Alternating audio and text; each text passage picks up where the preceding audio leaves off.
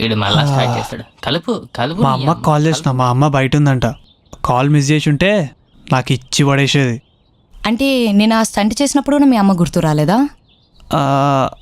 Actually అదేదో first time cigarette లాంటిది తాగానబ్బా. అదేదో గాంజా అనుకుంటా. తాగాక అసలు నేను ఏం చేసినో ఏమైందో నాకు తెలియదు. ఆ తర్వాత ఏదో లొల్లయింది, తర్వాత ఏమైందో కూడా నాకు గుర్తులేదు. Hello hello Harika, hello Harika, విను విను చెప్పేది నువ్వు. హలో వీడితో మాట్లాడుతున్నాను చూడు, నాకు హారిక హారిక ఒకసారి విను, ఒకసారి చెప్పేది విను ప్లీజ్. సిగ్గులేదు అసలు నాకు సిగరెట్ అలవాటే లేదు. చిచి, నీలాంటి డ్రగ్ ఎడిట్కి ఇల్లు ఇచ్చాను చూడు, నాది బుద్ధి నాకు తక్కువ. నిజంగా అలవాట్లేదు.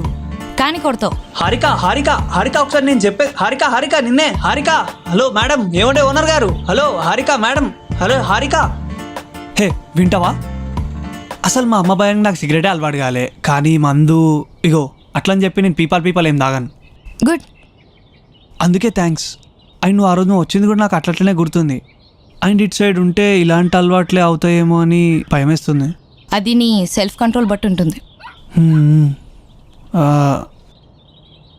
ఫ్రెండ్స్ ఓన్లీ ఫ్రెండ్స్ అంటున్నాడుగా, పర్లేదులే. ముందైతే హ్యాండ్ శానిటైజ్ చేసుకొని షేక్ హ్యాండ్ ఇద్దాం. ఎందుకైనా మంచిది. తగిలయ్యా.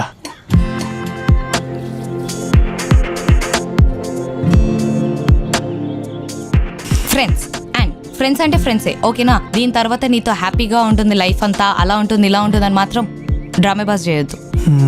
అయ్యో మేడం, మీరంటే నాకు థ్యాంక్స్. ఇప్పుడు మనం ఫ్రెండ్స్ కాబట్టి నాకు హెల్ప్ చేయాలి. రెంట్లో రూపాయి కూడా తక్కువ చేయను. రెంట్ కాదు మరి మీ స్కూటీ. ఓ అదా, దాంతో పెద్ద నెత్తినొప్పి అని చెప్పి నేనే పక్కన పడేసా. నేను చేయించుకుంటా. అంటే నాకు ఈ రోడ్ ఎక్కడో ఏంటో కూడా తెలీదు. యాక్టింగో జాబో కూడా అర్థం కావట్లేదు. సి లైఫ్లో కొన్ని డిసిషన్స్ హార్ట్ని హర్ట్ చేసినా సోల్ని సాటిస్ఫై చేస్తాయి.